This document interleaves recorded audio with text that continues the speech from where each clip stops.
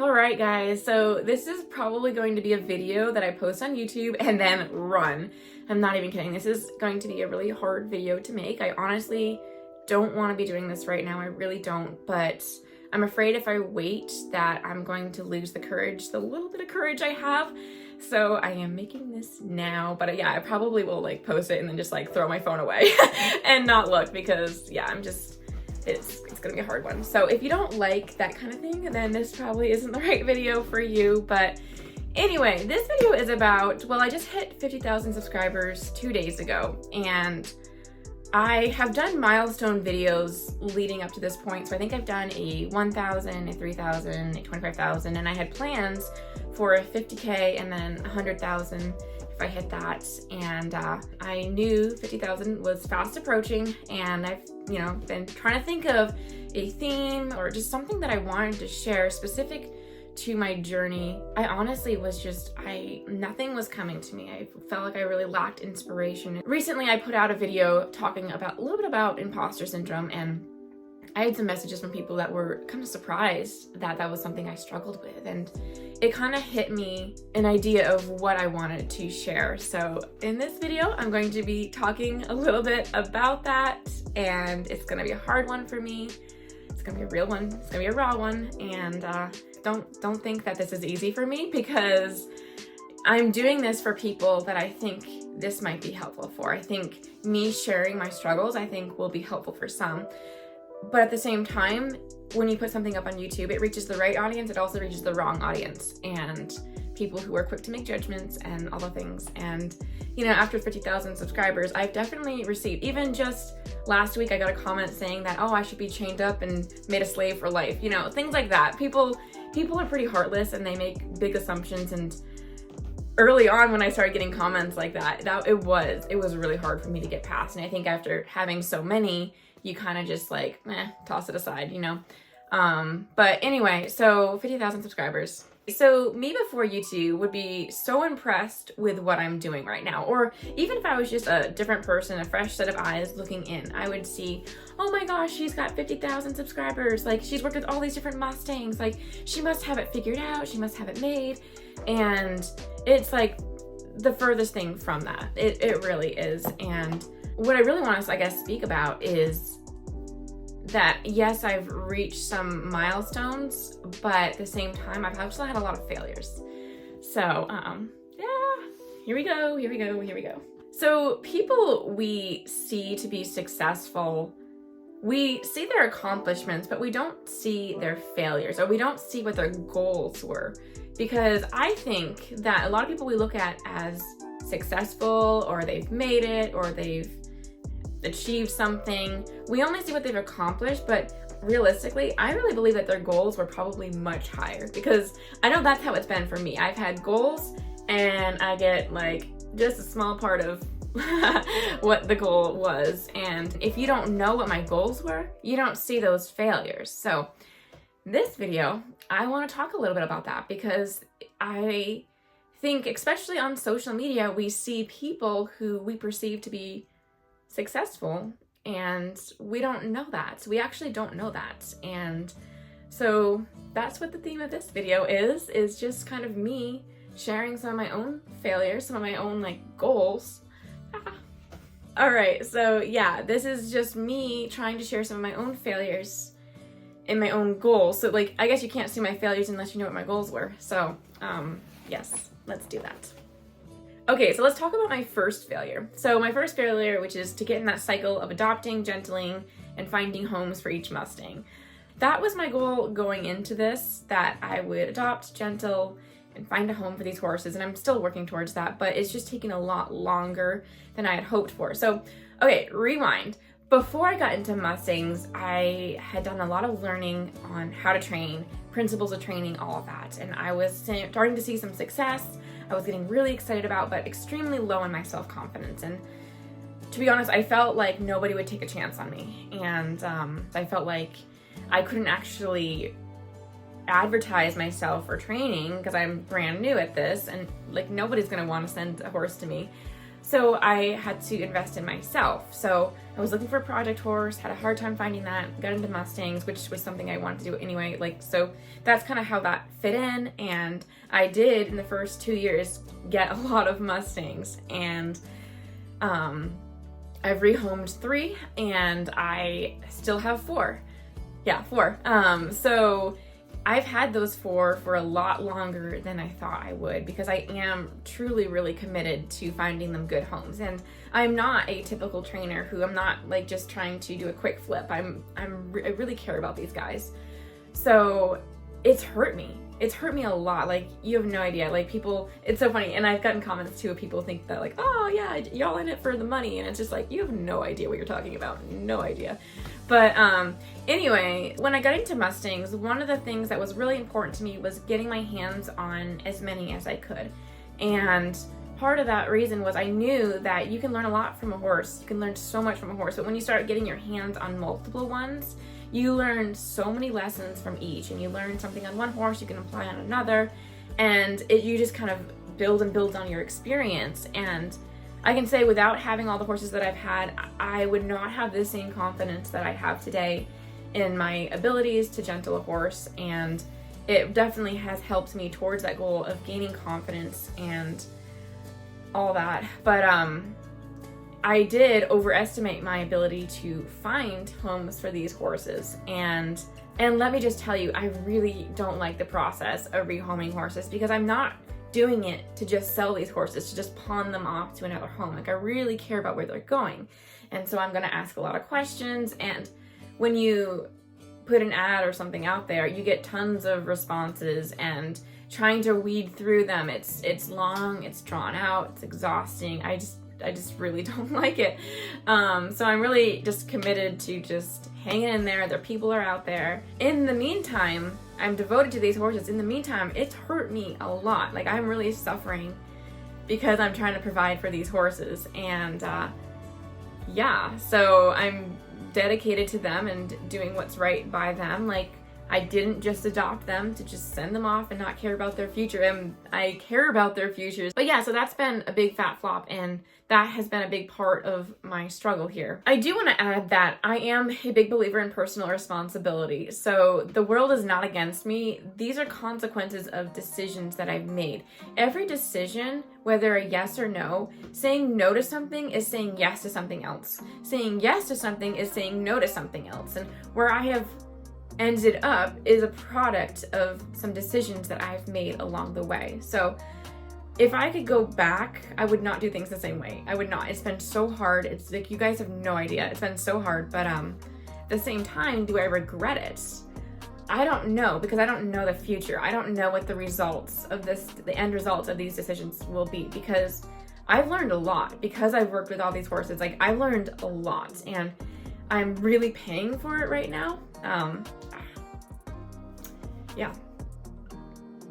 I'm paying for it in many aspects. But anyway, so when I get out of this position that I'm in and I'm able to find good homes and downsize, moving forward, I don't know what I'm gonna do, to be honest. Like, I don't know if I can keep doing this. If I am, I'm probably going to have to try something like sponsorships for the horses, or client. I am intimidated by the idea of clients, to be honest. Like, I don't know. I think I need to do something though. I can't just keep sacrificing myself in the way that I have. So I'm not sure what the future is going to look like. I just know I can't keep doing what I'm doing. And I'm worn out. I'm really worn out, because part of the struggle is like, yes, I'm blessed to have these horses and to be with them, but when you're so focused on like survival and just like affording them and paying for their needs and covering all that, it's like, it's hard to find enjoyment when you're wondering, what does the future look like? How am I going to do this? So yeah, that's hard.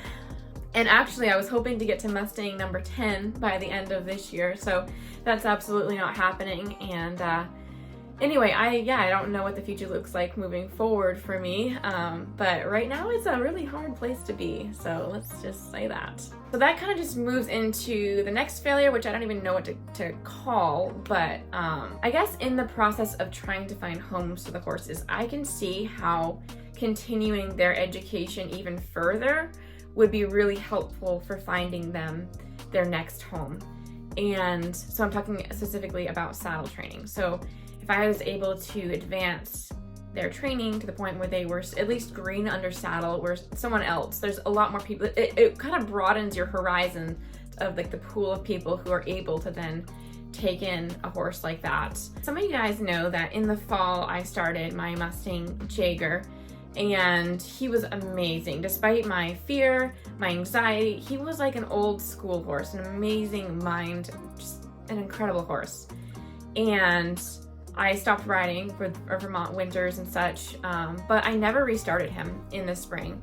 I had a couple people who were helping me and who have since moved or whatnot, and I just don't feel like that's something that I can or should be doing on my own. And so I'm not, like, I don't feel like that is a failure because I never set out to start horses under saddle. The only reason I started Jaeger was because I had some support that was so valuable to me.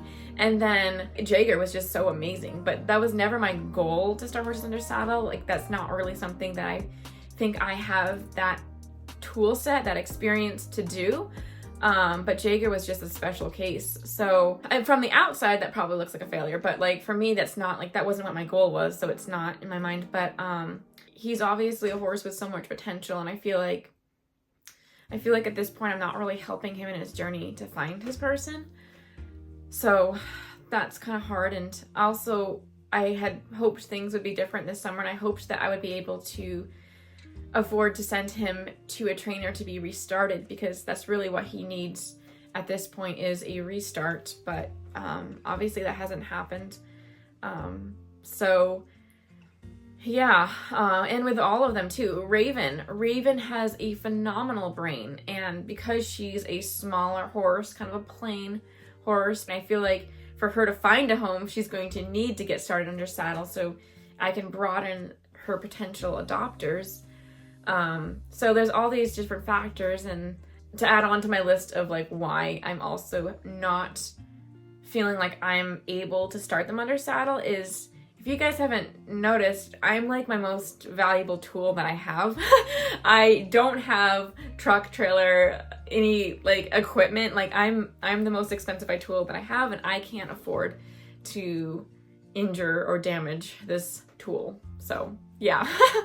So that, honestly, that whole situation, I feel like a big fat failure, to be honest. So, but I'm holding out for the right home. But like I said, moving forward, I have to do things differently. I can't. This season has been hard, and I can't keep being in it. All right, so the next thing I want to talk about, I guess, is kind of like the struggles of a growing entrepreneur, because that's kind of just what I've been becoming over the last couple of years. I used to be so different. My brain is like totally rewiring. I used to be very responsible. I never took any risks. I always just did what was asked of me. I was like the ideal employee. Like, I worked really hard. I was very dedicated and devoted to a fault at what I was doing a huge responsibility for very little pay. And I didn't see my value. Here we go. Yeah, so it was 2021. I was really burnt out. I was at the time working a desk job and absolutely miserable. And actually, I don't think I shared this before, but my husband saw how miserable I was, and he told me, like, you can get Mustangs, but only if you quit your job. So like, he literally, like, that's how I got pride from my job. Finally, like, took the plunge to quit my job. So I did. I quit my job. I got into Mustangs. The how I was able to quit my job was I started an Airbnb, and that did surprisingly well. And it wasn't even like it's not even a nice Airbnb. It was just very practical. And I think at the time we had horse trailers. So like I had sold, like I had bought and sold a bunch of horse trailers for some profit, and I just found like some creative ways to make money. And there was like no special formula to it. It's just thinking outside the box and chasing a dream, basically. And I got monetized on YouTube. I have been trying to get to a point where I feel like that YouTube is kind of supporting the horses on this channel. Not there yet. So it's literally, I am putting a huge personal sacrifice. You guys have no idea. No idea. And it's been really hard. So I have never shared that Airbnb was what I did. Safety wise, I didn't want to share that. So some people ask me like, oh, how do you do this? And my response was generally like, oh yeah, it's a lot of sacrifice, hard work, and creative. And that's literally all it is. There's no special formula. But when you start thinking creatively, thinking outside the box, like there's lots of things you can do. In this world and age, there's Ubers, there's Airbnbs, there's Instacart, there's all these different ways to make money. You know, you can start a business, you can do X, you can do Y. Like there's just so many things. So that's kind of really what it was. And anyway, so the reason I feel comfortable sharing Airbnb was I'm not doing it anymore. So during the summer when we had the floods and I lost my hay, in the midst of that, some of you might recall that we had water troubles and we lost, we were without water for 3 weeks until we got it fixed. During those 3 weeks, I had to cancel on quite a few guests. And because like Airbnb has this thing where like, okay, if you have if you fix the problem, you can like take pictures and blah, blah, blah, and you cannot be penalized. We didn't come to a solution until after that. Like it was like a few days or maybe a week. We didn't have the problem resolved though for over 3 weeks. So therefore I was penalized. So I actually got my account suspended. So in the midst of the struggle of like losing the hay and then losing like the water, not only was the water the hard part, but it's like I also just lost an income and during the busiest time of the year. So it was tough. So I pivoted and I got another job, and I'm like, yeah, I'm still struggling trying to like figure out. And honestly, I was really burnt out from Airbnb. It's really hard having someone in your home, and I just need a break from that. So that's why I feel comfortable sharing now here, is because it's not you won't find my listing anymore. So, but yeah, it's been a hard summer, and my husband has had a really, really like the roughest summer of his life. We've had like cars break down, we've had like all sorts of things. So this is not, like, I don't want this to be misconstrued. Like, I don't want you to feel like I'm trying to get your pity, because I've kept a lot of these things, and there's more, but I've kept a lot of this because I don't want people thinking that like I'm just trying to get their pity or whatnot. I'm sharing this because I want to be real, and I want to show you that just because someone has what you think might be success, like you don't know their story, you don't know what's behind the screen. So there was a lot of other failures that I had this summer. I had really hoped for a vibrant, full training summer. I'd been looking forward to doing that after a long winter, and what do you know, it's just like raining all the time, and my summer ended up being just dealing with problems, just struggled. Like I got very little training done, and it's a huge disappointment to me in the midst of all these other things going on. And I'd hoped to do a lot more events with the Mustangs, do some local shows. I was really hoping to go to a fair that was local and be part of the breed exhibit, and you know, have my Mustangs be ambassadors for the breed and just raise awareness around them. I was hoping to do a lot more travel.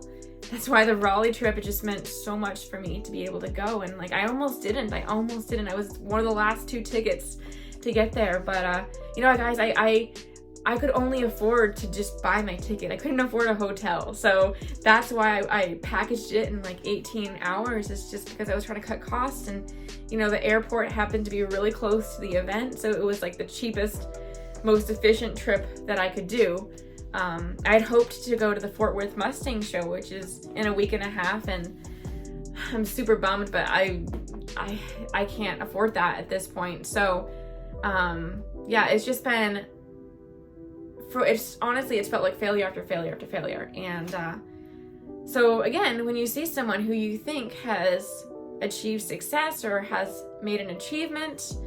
Like, just knows a lot more about what goes on behind the scenes. And I'm sharing all of this. Again, I don't want this to be, oh, poor Britta. No, I want to show you guys reality. And I don't want you to get discouraged if you see someone who you think has been successful or had that achievement. Don't be discouraged, because they have faced a lot of discouragement themselves and are probably still facing that. So don't feel bad about where you are at, because I think we're all humans and we all go through these struggles. And yeah, I'm trying to figure out my next steps. So obviously I've changed a lot of how I've been doing YouTube videos. My Raleigh vlog, I put a lot of effort into that video, but that was kind of like a special video, so I did. But I've been putting a lot less effort into videos. I've been just trying to get more out, because I need to make this sustainable for me, because I don't know what the future is going to look like for me. I'm also trying to find what are my next paths, because I need to create another business outside of YouTube, because YouTube is not stable. So I've been trying to think about different things. Like, part of my desire for being on YouTube was creating a income stream that was remote if I ever moved to a different state, because let's be honest, I've never wanted to leave Vermont more than I do now. I'm so over Vermont. I just need sunshine. I'm so over it. So if I ever want to leave, I want to be able to like take my income stream with me. So I would like to have another remote based income. So I've thought about doing like virtual coaching, whether that's for other Mustang people, whether they're getting ready to get their first Mustang or helping to troubleshoot. I am a certified health coach, so I have a lot of experience and skills with motivational interviewing and helping with goals or behavior change. So that is like an interest and a passion of mine, and I'd love to mesh that with Mustangs, and so somehow figure out how I can do coaching remotely is a goal of mine. I've also thought about starting something locally, basic groundwork training or helping people develop a closer relationship with their horse. All of these things though, I'm like super intimidated by. I need to start something though, and I'm just kind of trying to figure out what my next steps are and make smart decisions moving forward. But yeah, that's kind of like my story. Anyway, I think that's all I wanted to share. I didn't have a plan for this video. I was just kind of trying to, while it was kind of on my heart to share, I just wanted to get it out there. I really hope this is helpful for someone or someone's, and you know, just don't get caught in the comparison world. Don't think that someone that you see being successful or has reached that milestone, that achievement, don't think that they've made it, because chances are they're struggling too. And yeah, so that's my message for today. But thank you guys for 50,000 subscribers. I really appreciate it. And yeah, oh, that was a hard video. I can't believe I did that. Thanks for watching. Bye.